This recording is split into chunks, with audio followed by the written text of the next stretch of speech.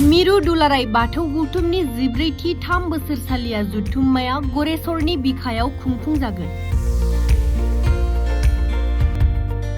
फैगौ 2027 मायथाइनि फेब्रुवारि दानाव खुंफुंनो थि खालामनाय मिरु दुलाराय बाथौ गौथुमनि 14थि 3 बोसोरसालिया जुथुम्मानि रायदाव आफादखौ दिनै दाफुंबाय। तामुलपुर जिल्लानि सिङाव थानाय सानजा तामुलपुर दुलाराय बाथौ गौथुमनि बेन्दोंनि गरेस्वर बियाब गोथार बाथौ थानसालियाव फैगौ 2027 मायथाइनि फेब्रुवारियाव जानो गोनां मिरु दुलाराय बाथौ गौथुमनि 14थि 3 बोसोरसालिया जुथुम्मानि रायदाव आफादखौ दाफुंबाय। सानजा तामुलपुर जिल्ला बाथौ गौथुमनि गाहाय नेहाथारि सुनिराम बर'नि दैदेननाय आरो आफादगिरि कबिन चन्द्र बर'नि आफाद सामलायनाय खेवसालि मेलखौ बेखेवना होयो मिरु बाथौ गौथुमनि गाहाय नेहाथारि गणेश दैमारिया। मख'नो गोनांदि मिरु दुलाराय बाथौ गौथुमनि 14थि 3 बोसोरसालिया जुथुम्मानि रायदाव आफादनि बिबानखौ रायदाव आफादनि मासिगिरि महरै एमएलए भिक्टर कुमार दासआ आजावो आरो मावफुं आफादगिरि बिनोद नार्जारी, गाहाय लिंथुमगिरि महरै धनन्जय बसुमतारी, लोगो नेहाथारि महरै सदानन्द बर'खौ बिबान होनानै मोन 15 दालाय आफाद दानानै मिरु दुलाराय बाथौ गौथुमा रायदाव आफादखौ दानानै होयो। बे मेलावनो आलासि महरै मावफुं सोद्रोमा महेश्वर बसुमतारीजों लोगोसे गोबां मेलेमजिबि दैदेनगिरिफोराबो बाहागो लादों। बाथौ गौथुमनि फैबाय थानाय 14थि 3 बोसोरारि जुथुम्माखौ गरेस्वर हालामाव जों खुंनो थाखाय रेडि खालामदों तामुलपुर जिल्लानि सिङाव थानाय। दा जोङो ओरैबायदि मोनसे दिनै रायदाव आफादखौ दाफुंनानै लानो हाबाय। दा बेवहाय गासै रायजो राजा बाथौ सिबियारि बिथांमोना जिल्लानि सिङाव थानाय बिबानगिरि बियाब आफादनि बिथांमोना फैदों आरो जों दुलाराय बाथौ गौथुमनि मानगिरि आफादगिरिनि दैदेननायाव जोङो दिनैनि बे मावफुं मेलाव आरो बै रायदाव आफाद दानाय बे हाबाफारियाव बाहागो लाफैनो हादों। गमामायैनो जोङो दिनै दुलाराय बाथौ गौथुमा फैबाय थानाय जा टार्म सेसन ट्राइनेल कनफारेन्सखौ जोङो सानथाम सानब्रैनि हाबाफारिजों जों खुंफुंनो थाखाय थियारि। 2027 मायथाइनि फेब्रुवारि दाननि जोङो फार्स्ट उइकआवनो जोङो बेखौ खुंनायनि लाहार फाहार खालामदों आरो बेवहाय जोङो बाथौ धोरोमखौ फोसावनायनि गेजेरजों जोंनि बर' हारिनि आंगो धोरोम बाथौ धोरोमखौ जों मुलुगनां खालामनो बाथौजिम खालामनांगौनि दा जोंनि सोलोंथाइ हारिमु राव थुनलाइ आसार खान्थि जों बर' हारिनि गेजेराव जोङो गोसार होनो थाखाय दुलाराय बाथौ गौथुमा अरायसम खामानि मावबोदों आरो बेखौनो दिनै गरेस्वर हालामाव जों आरो बेनिख्रुइ फैबाय थानाय समफोराव जाबायदि खामानि मावलांनांगोन। बाथौ धोरोम थांना थाब्लासो बर' हारिया थांना थागोन। बे जों बर' हारिनि बयनिबो खुगा खुगा बियो दिनै जों गोदानै बाथ्रा बुंफिननांगौ गैया। बेनिखायनो जोङो दिनैनि जों मावफुं आफाद हिसाबै जों दाफुंनानै लादों बानजाय आफादनि दा बे भिक्टर कुमार दासखौ जोङो चेयारमेन होनो हादों आरो जों वार्किं प्रेसिडेन्ट हिसाबै बिनोद नार्जारी आरो जोङो कनभेनर हिसाबै जोङो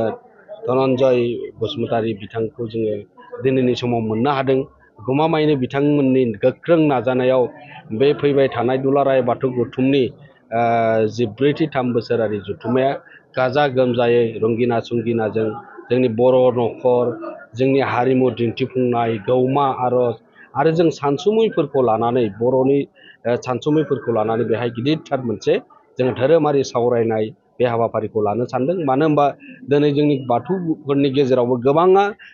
बुंबोबाय थादों बाथौनि गेजेराव गोबां फेक्सन दं होननानै, नाथाय बाथौनि गेजेराव जेबो फेक्सन गैया। बाथौखौ जों दिनैनि समाव मोनसे इउनिफर्माव लाबोनो हाबाय आरो सिबिनाय खान्थिया एसे बबेबा जायगायाव एसे आलादा जानो हागौ। जों बर' हारि हिसाबै जों बाथौ धोरोमखौ अराय जों बयबो जों अनसायनानै लादों दिनैनि समाव। बेनिखायनो जोङो दुलाराय बाथौ गौथुमनिफ्राय जोङो अल इन्डिया बेसिसाव दिनै जोङो ट्राइबेलफोरनि जौगानाय हारिमु जौगानाय धोरोम बिथिंनि गेजेरजों जोंनि राव धोरोम आसार खान्थिखौ हमथानानै लाखिनो थाखाय जोङो थांनाय जोङो भारतनि प्राइम मिनिस्टार मानव गेदेर जोङो नरेन्द्र मदि बिथांखौ जों लोगो हमनो हादों आरो भारत हादरनि राष्ट्रपति मानव गेदेर द्रौपदी मुर्मु बिथांखौ जों लोगो हमनो हादों। बिथांमोना जोंखौ दिनै अल इन्डिया ट्राइबेलफोरखौ आरो बर' हारिखौ मोनसे मोजां नोजोर होदों। मानो होनबा नोंथांमोननि जिखिनि समस्याफोर दङ राव जौगानाय धोरोम जौगानाय हारिमु जौगानाय दिनै आसार खान्थिफोरनि बेलायाव बे कास्टमारि ल'नि बाथ्राफोरखौ बिथांमोना नायखांदों आरो नोंथांमोननि जनगोष्ठीफोरनि सायाव जिखिनि समस्याफोर दङ जों बेखौ भारत गभर्नमेन्ट हिसाबै जोङो बेखौ जों नायसंगोन आरो बे जोंनि थाखाय धोरोमारि बिथिङाव दुलाराय बाथौ गौथुमनि नाजानायाव जे बिनि बर' हारिया मोनसे इउनिफर्मआव फैगासिनो दङ बियो जों गमामायैनो बे सैथो आरो दिनै बाथौ धोरोम गैयाबा बर' हारिबो थांना थानाय नङा दिनैनि समाव जोङो सानब्रैखौ सानगासिनो दङ सानब्रैनि गेजेराव जों जथेस्थ' आरो बिनि बांसिन लायोबा जथेस्थ' रायजो राजायाबो बाथौ सिबियारिफ्राबो ओनसोलाबो खस्थ' मोनो बेनिखायनो जोङो खम समनि गेजेराव जोङो बेखौ मोजां हाबाफारिनि गेजेराव जोङो आरो बर'नि आबुं हारिमुखौ दिन्थिफुंनानै बे हाबाफारिखौ खुंफुंनो सानदों आरो बेनिफ्रायनो जोङो सेन्ट्रेल गभर्नमेन्टनिफ्राय जोङो आलासि एबारबो हांख्रायनो सानदों मानो होनबा थांनाय बोसोराव थेलामारायाव भारत हादरनि नखर मन्थ्रि अमित शाह बिथांखौ लाबोदों थिग बेबायदिनो जों एबार सेन्ट्रेल मिनिस्टार सोरखौबा सासे मोनो नामा जों बेखौ जोङो नाजासिगोन आरो बेखौ बे ओनसोलाव आरो जोंनि बाथौ धोरोमखौ जौगाहोनांगौनि गोबां बाथ्राखौ बिथांमोना बुजिनांगौनि गोनांथि दं होननानै दुलाराय बाथौ गौथुमा सानदों आरो निस्सय जों बेखौ मावफुंगोन।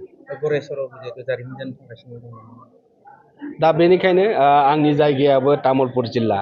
आंनि जायगायाबो खाथि गाहाय नेहाथारि हिसाबै गोबां सम दुलाराय बाथौ गौथुमाव गाहाय नेहाथारि बिबानखौ लाबोबाय आरो दिनै दुलाराय बाथौ गौथुमनि जिखिनि मावनाय दांनाय जिखिनि दावगाबोबाय दिनैनि समाव गमामायै आंहा गोजोननाय दङ जोंनि ओनसोलाव जोंनि गरायसर हालामनिफ्रायनो जे माबा मोनसे आरो मोजां मेसेज जोङो बाथौ धोरोमखौ जे मोनसे कलम हिसाबै मोननो थांगासिनो दङ आरो जों सिजौखौ GI टेग मोननो थांगासिनो दङ मुलुगनां दिनै धोरोमखौ सिनायजानांगौनि थाखाय गरायसर हालामावनो जों दिनै सिजौखौ GI टेग मोननायनि जोङो डिक्लारेसनखौ जाहाथे होनो हायो बेबो मोनसे सबसे गिदिर मेसेज आरो बेखौ जोङो दुलाराय बाथौ गौथुम आरो जों गरायसर हालामनि बे खुंजानाय बे 14थि बोसोरारि जथुम्मायावनो जों फोसावनो हागोनखौ जों मिजिंथिदों।